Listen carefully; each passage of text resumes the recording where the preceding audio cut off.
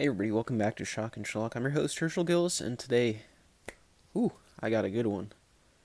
Got a essential watch. And it's not shot on video nonsense or a B movie, it's an actual certified classic. That is the 1995 film directed by Shinya Tsukamoto, who some of you may know as the director of the Tetsuo films, and other things, obviously.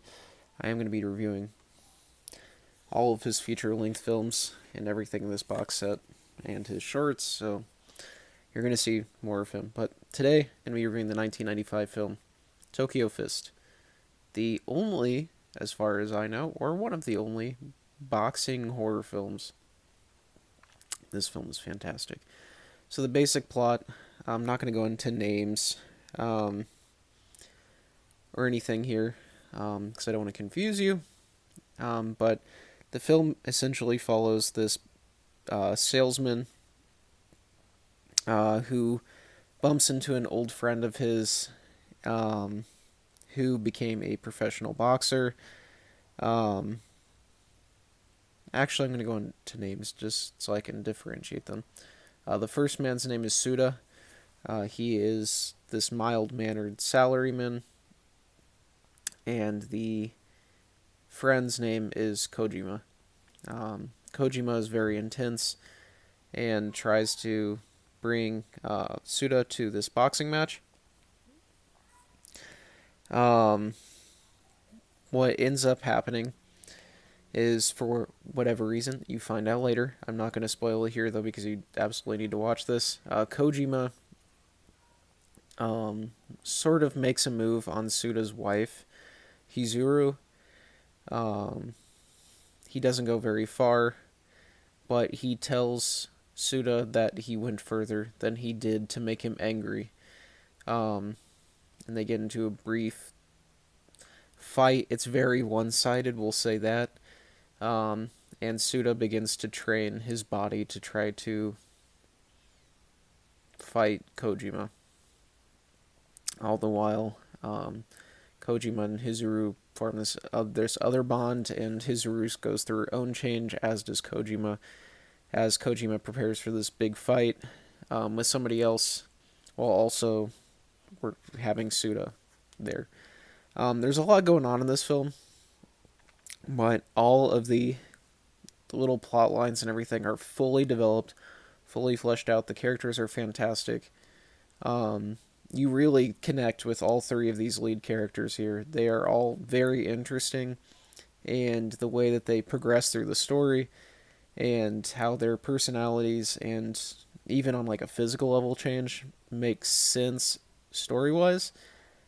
Everything, there's no plot holes here.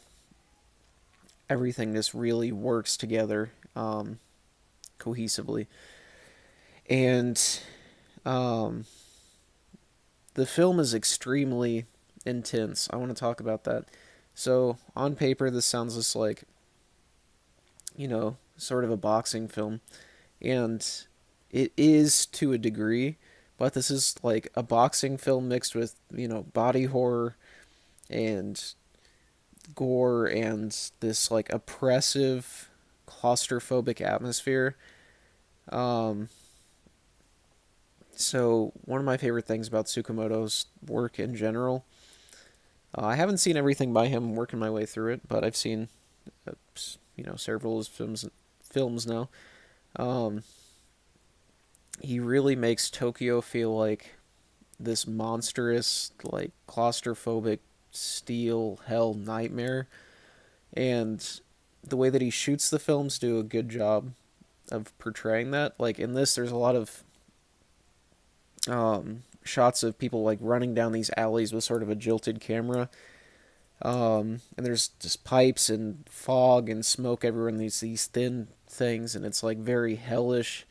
And even in like the open spaces, those either um, provide like a comparison to the claustrophobia of the other things, or those even feel oppressive on their own. Like you either get a singular person or groups of people really close together, or a person going through tight spaces, or you get someone in this huge open scape with nobody else there, and they're both equally haunting.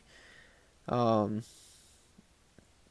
and it really makes the characters like descend into like not quite insanity, but like this becoming this more angry, revolting person.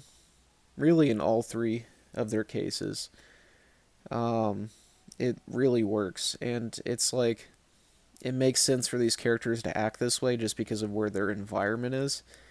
Um, and Tokyo feels like its own character in this. It's so well done. Um, very good. The characters, it's the everything about this is great. I know I seem like I'm rambling a little bit in this review. Not that I don't ramble in other reviews, obviously. Um, but there's like themes of like challenging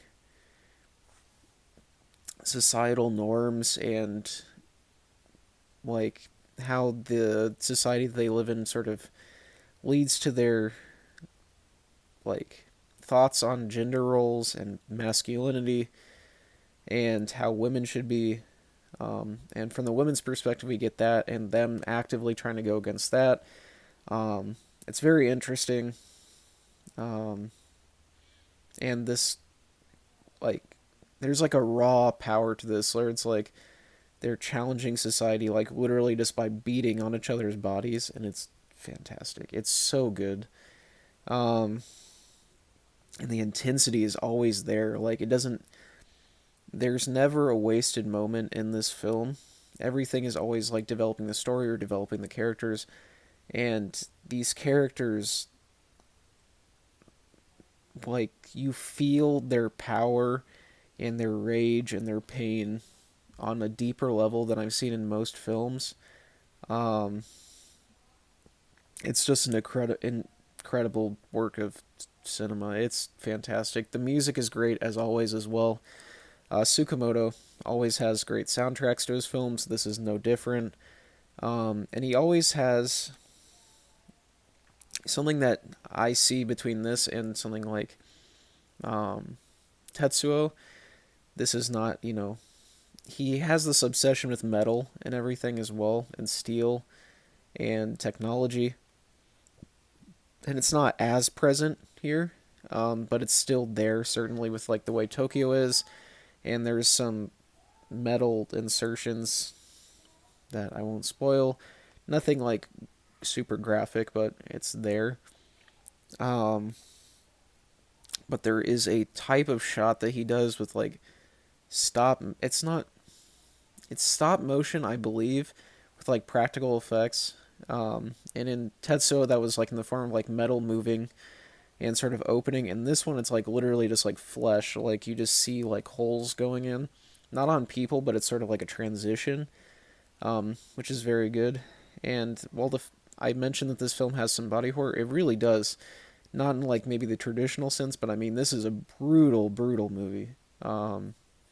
The fight scenes are not glamorous.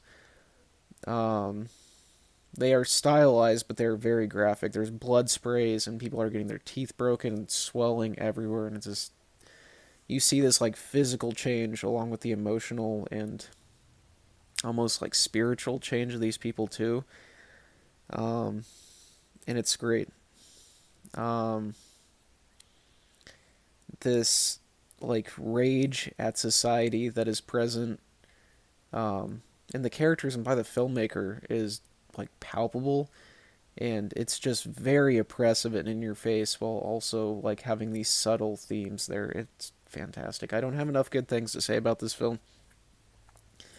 um Absolutely essential viewing. It's quickly became one of my favorite movies of all time, probably my favorite boxing movie of all time for sure. um yeah, it's an incredible experience, and I highly, highly recommend it.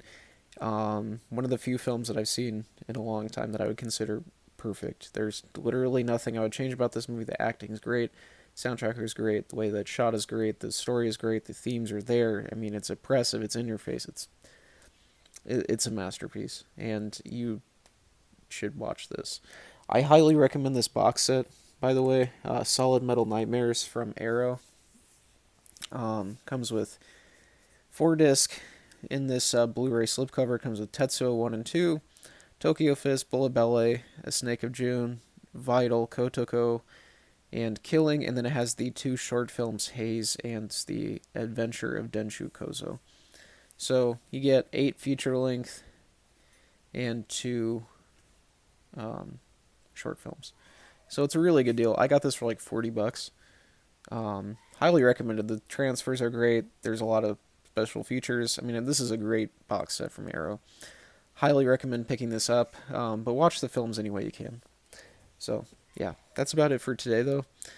0 thoughts, 0 editing, 0 brain cells, and 0 planning. Make sure to subscribe if you haven't. Keep your notifications on. I've been your host, Herschel Gillis, coming back tomorrow with a shot on video review. So, yeah, keep an eye out for that, and thanks for watching, guys.